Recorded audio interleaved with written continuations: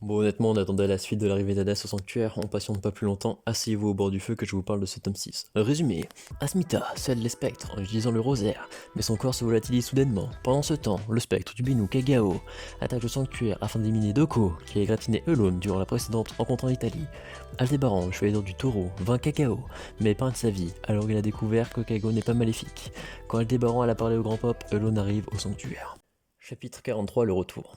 Tous les chevaliers d'or présents veulent s'attaquer à Hadès, mais celui-ci les calme. Il est venu pour Athéna, pour Sacha, ce sont les retrouvailles avec Elone, son frère, alors que pour Hadès, ce sont des retrouvailles avec Athéna, son ennemi. Alors qu'Aldébaran reste cloué au sol devant cette scène, Sisyphe se relève comme il peut et pointe une flèche sur Hadès, qui le calme. Le dieu des enfers explique qu'Athéna a choisi de se réincarner en tant que sœur du réceptacle d'Hadès pour essayer d'éviter la guerre sainte par l'amour. Sisyphe décoche sa flèche et la reçoit en plein cœur. Athéna et Hadès se font face et sortent leurs armes. C'est alors que Tenma arrive par téléportation pour honorer sa promesse de vaincre Hadès et de protéger Sacha. Chapitre 44. Les dieux et les hommes. Les trois amis sont de nouveau réunis. Tenma présente le chapelet qui scelle les spectres et aspire l'âme de ceux qui sont restés dans le champ de force d'Athéna. Tenma questionne son ancien ami. Pourquoi avoir tout détruit et tant tué? Hadès avoue que leur promesse est évidemment importante. Il veut également tuer Sacha sans aucune hésitation. De plus, son chien était en réalité Cerbère. Hadès est également heureux de l'existence du chapelet, car faire revenir les spectres le saoulait. Selon lui, la mort c'est l'équitabilité. Tenma lui fonce dessus pour le faire taire, mais est immobilisé. Hadès se résout. L'éclat de Tenma a disparu, c'est son humanité qui l'a fait disparaître. Chapitre 45. La région scellée. Dommage, Pégase, tu n'es qu'un humain, et nous sommes un dieu. Athéna s'interpose et Hadès perd ses forces, alors qu'il a éliminé Pégase. C'est le grand Pop qui avait parsemé le sol de sceaux pour emprisonner Hadès dans une cage scellante. On apprend que le grand Pop est un survivant de la dernière guerre sainte. Les sceaux au sol ont été légués par Athéna lors de cette même guerre sainte. Pourtant, Hadès dégage le Pop. Affaibli, Hadès reste un dieu. Le Pop et Athéna joignent leur cosmos pour essayer d'emprisonner Hadès dans la tour du démon pour mettre fin à cette guerre. En effet, il ne faut pas laisser passer cette chance d'avoir un Hadès affaibli. Cependant, le passage dimensionnel tremble et Pandore fait son apparition. Chapitre 46. Pandore. Pandore invite Hadès à monter dans son carrosse tandis que le Pop identifie Pandore et explique que c'est elle qui apporte les ténèbres sur le monde. Pandore insulte Athéna et s'entretient avec en disant que se réincarner en humain était une connerie.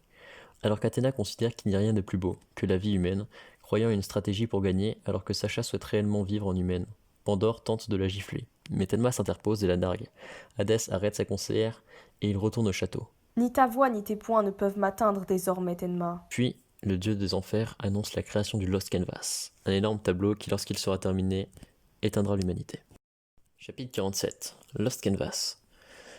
Tous les chevaliers contemplent le Lost Canvas. Ils ont subi une défaite et Hadès s'en va victorieux. Tout ce qu'il peint meurt et il va peindre le monde entier. Puis, il lâche Violate, le spectre du Behemoth, sur ses opposants et tient sa révérence. Aldébaran s'interpose pour laisser à Tenma le soin d'arrêter Hadès. Celui-ci s'élance tel un météore et atterrit sur le carrosse. Il tente d'attraper Hadès par la fenêtre mais Pandore le tase avec son trident. Le dieu des enfers et sa conseillère ont une discussion. Ce n'est pas pour se battre qu'il est allé au sanctuaire. Et Hadès soupçonne sa complice de le surveiller. Chapitre 48. Ombre. 3 jours se sont écoulés, le sanctuaire se remet doucement de l'attaque. Tenma déprime et Doko vient le secouer pour travailler à la reconstruction. On apprend que l'âme de Sisyphe est blessée, ce qui le maintient dans un profond sommeil. Tenma est obligé de faire le deuil de son ami, au vu de ses actes, et tout le monde veut tuer Hadès. Mais Doko souhaite que Tenma continue d'être ami avec Elone, car Sisyphe et Asmita parlaient de la profondeur de ce lien qui pourrait être décisif. C'est une voie tortueuse qui s'ouvre à toi, Tenma. Retour sur Pandore, qui éprouve des doutes envers Hadès, quand soudain Hypnos et Thanatos qui tiennent Pandore pour responsable de l'incident du sanctuaire. On apprend qu'ils manigancent tout et que Pandore les aide pour qu'Hadès soit stable. Le vrai problème réside dans cette impureté au fond du cœur du seigneur Hadès. Tenma, le chevalier Pégase. Ainsi, elle met la tête de Tenma à prix auprès des spectres. Chapitre 49. Spadassin. Pandore missionne les Spadassins pour aller fumer Tenma. On retrouve Aldébaran qui fait une offrande à chacun et qui se recueille devant sa clause en rentrant dans sa maison. Il croise ses disciples et Tenma, qui était allé déblayer. Il profite de l'occasion pour s'entraîner un peu avec Tenma, lorsque les chauves-souris endorment les chevaliers du sanctuaire. C'est les spectres spadassins. Lorsque l'un d'eux s'apprête à achever Tenma, Aldébaran s'interpose. Il a su résister au sonar car il s'est crevé les tympans, et il attaque avec la corne du taureau. Chapitre 50. Vous devez être fort et continuer à vivre. Après avoir mis à terre un spectre, le chevalier du taureau prend un coup du second spectre. Les ondes de ce spectre ne passent pas uniquement par les tympans, mais également par les nerfs. Il prend Aldébaran en 1v1. Celui-ci souffre encore des séquelles de son combat contre Kagao. Après, les Spadassins ne font quand même pas le poids contre un Goldsant. L'un des deux lance l'émissaire de la mort qui arrête le cœur d'Aldébaran. Celui-ci se relève grâce à Sisyphe et intensifie sa cosmo-énergie. Chapitre 51. Interrogatoire. Il lance la Nova Titanesque qui retourne la Terre et tue les Spadassins, mais Zélos fait son apparition. Aldébaran est mort, debout, et Zélos frappe sa carcasse, quand soudain une ombre apparaît et Zélos meurt dans un brasier noir. Kagao questionne le spectre qui a ordonné ce meurtre. Et Zélos avoue que c'est Pandore. Tous doutent d'Hadès. De même, c'est Pandore qui dirige tout le monde. Et Zélos propose une alliance à Kagao. Pour toute réponse, Kagao enfonce Zélos. Je n'ai qu'un seul maître, et c'est le seigneur Hadès. Tenma se réveille et Kagao reconnaît le mérite du taureau. Tenma apprend que Pandore mène la danse et que d'autres spadassins vont venir pour lui. Il comprend ainsi que le taureau est mort pour lui, et Kagao s'en va en ayant payé sa dette envers le taureau.